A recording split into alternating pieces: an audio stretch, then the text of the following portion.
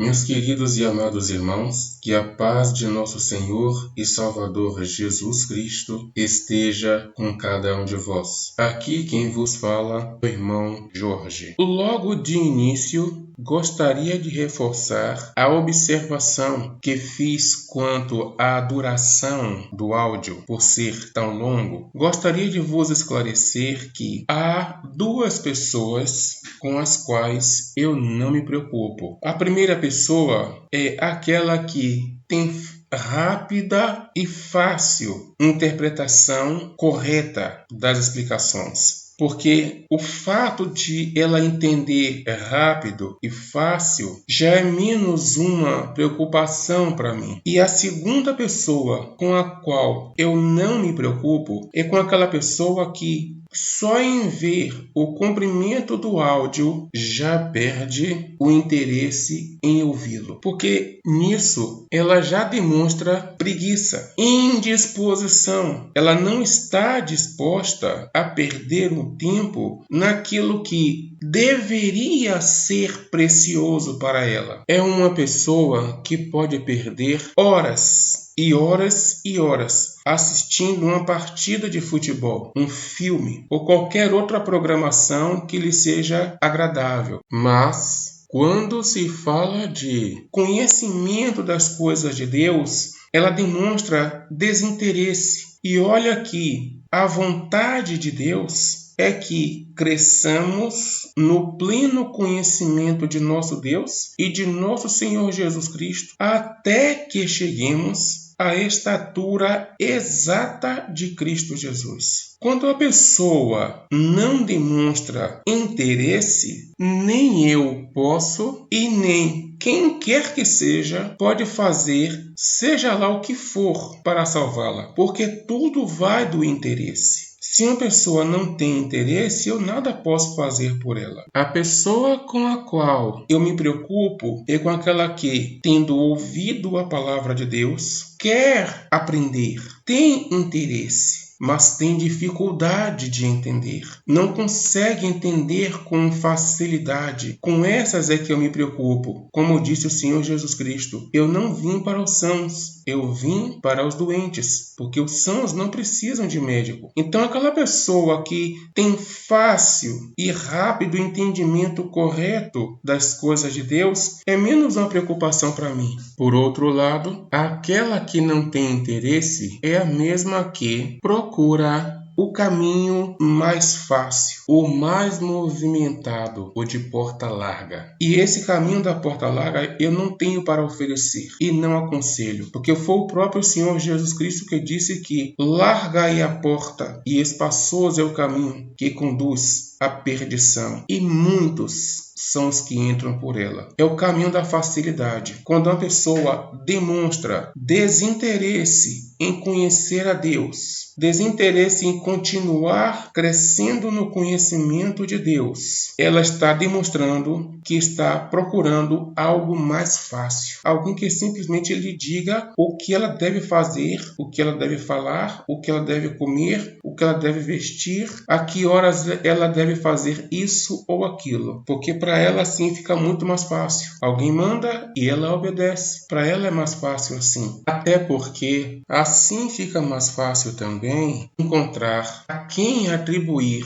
a culpa do seu fracasso, seja no mundo espiritual ou material, esquecendo-se que cada um dará conta de si mesmo perante o Senhor naquele grande dia. E são muitos os que entram por esse caminho e entram na perdição. E mais tarde, lá na frente, quando passar por lutas nas quais precise desses conhecimentos e não tendo esse conhecimento, certamente essa pessoa será reprovada nessas lutas e nessas provações. E o que é mais comum é culpar a Deus, quando na verdade a culpa não é de Deus. A culpa é daquele que procurou o caminho mais fácil. Rejeitou o aprendizado porque aprender é mais difícil. Buscar o conhecimento é o caminho mais apertado, é a porta muito estreita. E olhe que esse conhecimento está sendo dado a vocês de forma mastigada. O único esforço esforço que o ouvinte tem que fazer é, primeiramente, tem que ter um interesse. E segundo,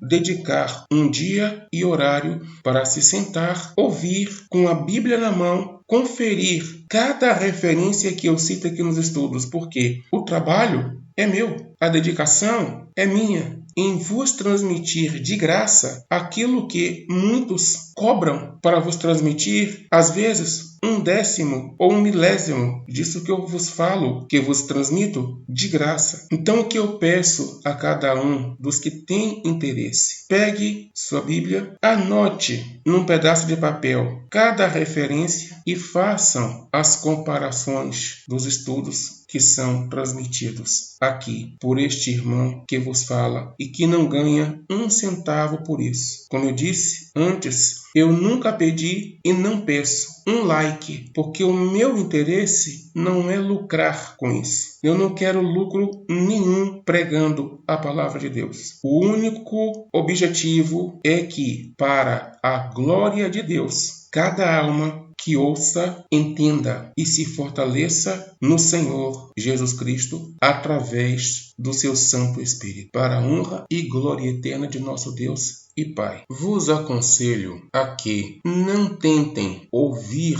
muita coisa, mas que ouçam um pedacinho, façam comparações com as referências bíblicas e meditem nesse pouquinho. A cada dia, ouçam mais um pedacinho e meditem nesse pedacinho. Ouvir muito pode ser cansativo e perder o raciocínio, perder a linha de raciocínio e atrapalhar no entendimento. Então, ouçam um pouquinho a cada dia. Esse áudio, esses estudos estarão sempre aí no YouTube. Eu não vou removê-los. Para quem pode baixar ou gravar, ótimo, baixe, grave, para assim não ficar dependendo de internet. Mas o conselho principal é esse: não tentem ouvir muito, ouçam um pouquinho, e esse pouquinho que ouvirem a cada dia, meditem a cada dia. Daremos início aos nossos estudos sobre da conversão à salvação. Em primeiro lugar, o que é conversão? Conversão significa transformação, e no cristianismo, conversão nada mais é do que mudança de criatura, deixar de ser a criatura que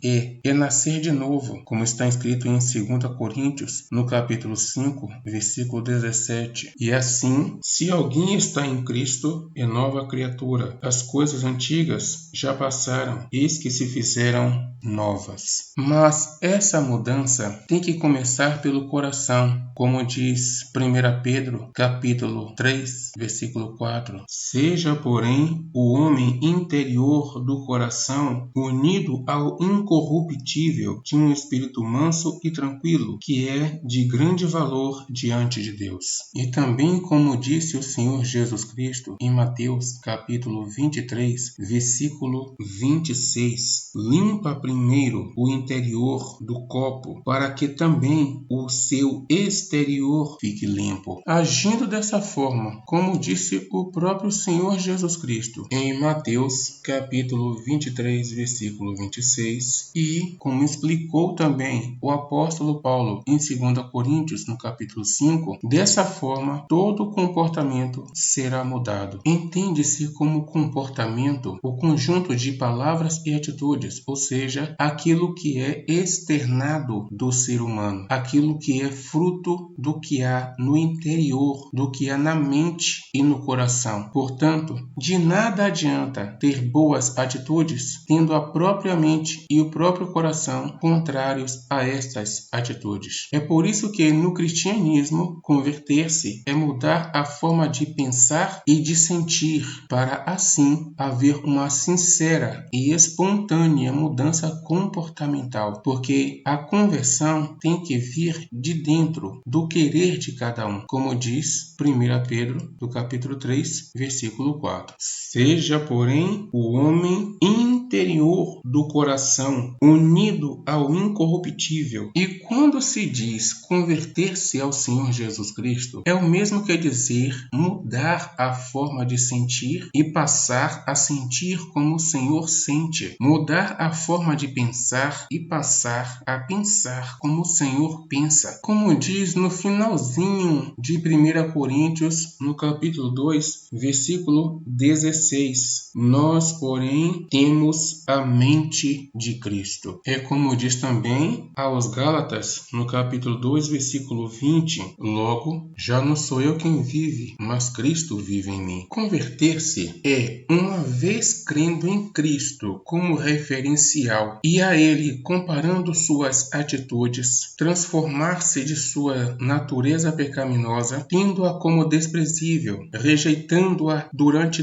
todos os dias e em todos os dias lutando para adquirir a natureza santa, como diz em Efésios capítulo 4, do versículo 17 até o versículo 19 e também do versículo 22 até o versículo 24. E isto, portanto, digo, e no Senhor testifico, que não mais andeis como também andam os gentios, na vaidade de seus próprios pensamentos, obscurecidos de entendimento, alheios à vida de Deus, por causa da ignorância em que vivem, pela dureza dos seus corações, os quais, tendo se tornado insensíveis, se entregaram à dissolução para com avidez cometerem toda sorte de impureza, no sentido de que, quanto ao trato passado, vos despojeis do velho homem, que se corrompe segundo as concupiscências do engano, e vos renoveis no espírito do vosso entendimento, e vos revistais do novo homem, criado segundo Deus, em justiça e retidão, procedentes da verdade. Quando se diz natureza, é o mesmo que dizer ao natural, por instinto, automático, que não tem intervenção da consciência. Nós, por natureza, somos pecadores, pois não precisamos de algum preparo, treinamento, curso, estudos, nem projetos ou esforço algum para cometermos pecado, como diz Efésios capítulo 2, versículo 3, entre os quais também todos nós andamos outrora, segundo as inclinações da nossa carne, fazendo a vontade da carne e dos pensamentos, e éramos, por natureza, filhos da ira, como também os demais. Por natureza, filhos da ira como os demais. Quando se diz por natureza, quer dizer que é de maneira rápida que, sem percebermos, o fazemos. E é tão automático que, na maioria das vezes, nem dá tempo de a consciência intervir, de maneira que ela venha a agir depois da prática de pecado. Existem atos tão instintivos que, mesmo depois de praticados, não há a intervenção da consciência. Permanecem às escuras, despercebidos. É por esse motivo que se usa a expressão por natureza. Por isso, Deus condenou o pecado na carne, como está escrito aos Romanos no capítulo 8, no versículo 3. Porquanto o que fora impossível à lei, no que estava enferma pela carne, isso fez Deus, enviando o seu próprio Filho em semelhança de carne pecaminosa e no tocante ao pecado. E com efeito condenou Deus na carne o pecado. E por que motivo Deus condenou o pecado na carne? Por não haver como mudar aquilo que é da natureza da carne. É devido a essa falta de ação da consciência que existe a necessidade de, com integridade de conhecimento, evangelizar, trazendo à luz os pecados despercebidos. É o que diz no Evangelho de Mateus, no capítulo 28, versículo 19 e 20, na carta a Tito, no capítulo 2, versículo 7, e na carta aos Efésios, no capítulo 5, versículos 13 e 14. Vejamos cada uma dessas leituras. Primeiro, começando por Mateus, no capítulo 28, versículos 19 e 20. Ide, portanto, fazei discípulos de todas as nações, batizando-os em nome do Pai, e do Filho, e do Espírito Santo, ensinando-os a guardar todas as coisas que vos tenho ordenado. Eis que estou convosco todos os dias, até a consumação dos séculos. Vejamos agora a carta a Tito, no capítulo 2, no versículo 7. Ele diz assim: torna-te pessoalmente padrão de boas obras. No ensino, mostra integridade, reverência. Vejamos agora Efésios, capítulo 5, versículos 13 e 14. Ele diz assim: mas todas as coisas, quando reprovadas pela luz, se tornam manifestas, porque tudo o que se manifesta é luz. Pelo que diz: desperta, ó tu que dormes, levanta-te de entre os mortos, e Cristo te iluminará. Ou seja, quando nós evangelizamos, levando o conhecimento dos ensinamentos do Senhor Jesus Cristo, estamos trazendo à luz aqueles pecados que foram praticados de maneira despercebidos, para assim se despertar a consciência, fazendo a alma enxergar os erros que, durante a escuridão do sono, foram praticados por ela mesma. Como está escrito aos Efésios, capítulo 5, versículo 14, pelo que diz: desperta, ó tu que dormes, levanta-te de entre os mortos, e Cristo te iluminará. Despertar a consciência é o mesmo que acordá-la, libertá-la da escuridão do sono, trazendo-a para a luz do entendimento. Como está escrito em João, capítulo 12, versículo 35. Andai enquanto tendes a luz, para que as trevas não vos apanhem. E quem anda nas trevas não sabe para onde vai. Ou seja, quem está nas trevas não vê o que está fazendo, não sabe para onde está indo, não conhece a verdade, pois há muitos que são maus em determinados aspectos. São maus como filhos ou filhas, como pais ou mães. São maus como maridos ou esposas. São maus como cidadãos. Enfim, são maus como pessoas, mas que acreditam que estão acertando,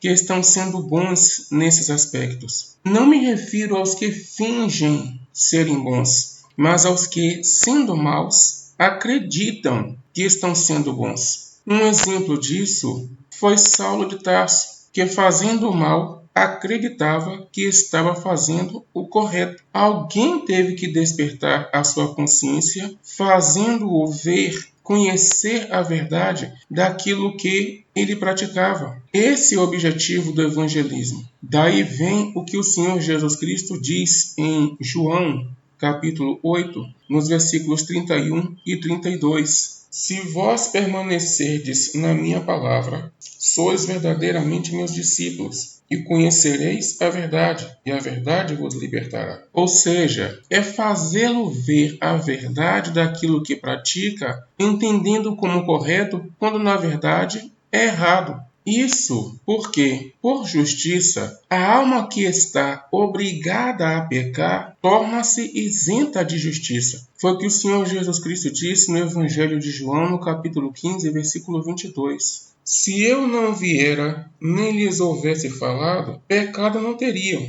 mas agora não têm desculpa do seu pecado. Isso foi explicado por Paulo na carta aos Romanos, no capítulo 6, versículo 20, quando ele diz assim: porque quando éreis escravos do pecado, estáveis isentos em relação à justiça. Isso quer dizer que, quando a verdade é esclarecida, a alma deixa de ser escrava da ignorância, tornando-se indesculpável do seu erro. Pois, uma vez tendo recebido a luz do entendimento e ela decidiu não andar na luz, ela torna-se indesculpável. Foi por causa disso, por causa dessa escravidão, que Deus não levou em conta o período da ignorância, como diz em Atos dos Apóstolos, capítulo 17, versículo 30. Ora, não levou Deus em conta os tempos da ignorância. Agora, porém, notifica aos homens que todos, em toda parte, se arrependam. Pois, quem não sabe o que faz, não pode ser condenado. É inocente, porém, nesse aspecto, não pode entrar na salvação eterna por ainda não ter nascido de novo. Assim continua escravo do pecado. Mas o escravo não herda a herança de Deus. O próprio Senhor Jesus Cristo disse isso no Evangelho de João, capítulo 8, versículo 34, 35 e 36. Em verdade vos digo, todo o que comete pecado é escravo de pecado. O escravo não fica sempre na casa, o filho sim, para sempre. E isso foi explicado aos Gálatas, no capítulo 4, versículo 30. Contudo, que diz a Escritura? Lança fora a escrava e a seu filho, porque de modo algum o filho da escrava será herdeiro com o filho da livre. Porém, Deus quer que toda alma seja salva, como está escrito no livro do profeta Ezequiel, no capítulo 18, versículo 23, quando diz assim: acaso tenho eu prazer na morte do perverso? Diz o Senhor Deus. Não desejo antes que ele se converta de seus maus caminhos e viva? E também, ainda em Ezequiel, no capítulo 33, versículo 11, quando diz assim: tão certo como eu vivo, diz o Senhor Deus, não tenho prazer na morte do perverso, mas em que o perverso se converta do seu mau caminho e viva. Convertei-vos dos vossos maus caminhos. Uma vez tendo despertado a alma, daí por diante é só deixá-la decidir se vai ou não mudar de direção, como está escrito em Jeremias, no capítulo 21, versículo 8. Assim diz o Senhor: eis que ponho diante de vós o caminho da vida e o caminho da morte. E também em Deuteronômio, capítulo 30, versículos 15 e versículo 19. Vê que ponho hoje a vida e o bem, a morte e o mal. Versículo 19. Os céus e a terra hoje tomo por testemunhas contra ti, que te propus a vida e a morte, a bênção e a maldição. Escolhe, pois, a vida, para que vivas, tu e a tua descendência. É deixar que a alma decida se vai ou não mudar de direção, sabendo que a decisão que ela tomar daí por diante já não será mais por ignorância ou por ter sido obrigada a isso, como se fosse escrava, pois nem todas as almas se agradam com a luz da verdade. Foi o próprio Senhor Jesus Cristo que disse em João, no capítulo 3, versículo 19 ao versículo 21, o julgamento é este, que a luz veio ao mundo e os homens amaram mais as trevas do que a luz, porque as suas obras eram más. Pois todo aquele que pratica o mal aborrece a luz e não se chega para a luz, a fim de não serem arguidas as suas obras. Quem pratica a verdade aproxima-se da luz, a fim de que as suas obras sejam manifestas, porque feitas em Deus. Em outras palavras, o Senhor Jesus Cristo está dizendo que aqueles que são da luz, ao ouvirem a pregação, ao terem a consciência despertada, não irão se aborrecer, irão se alegrar e caminhar na luz. Por outro lado, aqueles que não são da luz não irão se agradar de terem os seus erros esclarecidos e se afastarão da luz, não caminharão na luz e irão optar por permanecer nas trevas. Seja lá qual for a decisão, já não foi mais a decisão de um escravo ou de um ignorante que está na escuridão do sono. Ele está acordado, consciente e tomou a decisão de permanecer nas trevas ou de sair das trevas, de permanecer no pecado ou de sair do pecado. Antes disso, havia pecados que eram praticados de maneira tão instintivas que a consciência, por estar dormindo, não percebia. Por natureza, eram praticados esses pecados, sem raciocínio. A consciência estava dormindo. Agora ela foi despertada. Então, aquele que decidiu abraçar a luz do esclarecimento e andar na luz, aí já vem o outro lado. Do mesmo modo que aquele que tem natureza terrena agia como convinha à natureza. Do mesmo modo é quando se diz natureza santa, ou seja, aquilo que é natural à santidade, automático, sem projeto, sem planejamento, sem estudo. Espontaneamente se deseja fazer o que é contrário ao pecado. Automaticamente se quer praticar o que é santo. Tendo natureza santa, logo seu comportamento será santo. Mas para isso é necessário nascer outra vez, nascer de novo. Como disse o Senhor Jesus Cristo no Evangelho de João, no capítulo 3, do versículo 3 até o versículo 7. Em verdade te digo, que se alguém não nascer de novo, não pode ver o reino de Deus. Perguntou-lhe Nicodemos: como pode um homem nascer sendo velho? Pode porventura voltar ao ventre materno e nascer segunda vez? E respondeu Jesus: em verdade te digo, quem não nascer da água e do Espírito não pode entrar no reino de Deus. O que é nascido da carne é carne, o que é nascido do Espírito é Espírito. Não te admires de eu te dizer, importa-vos nascer de novo.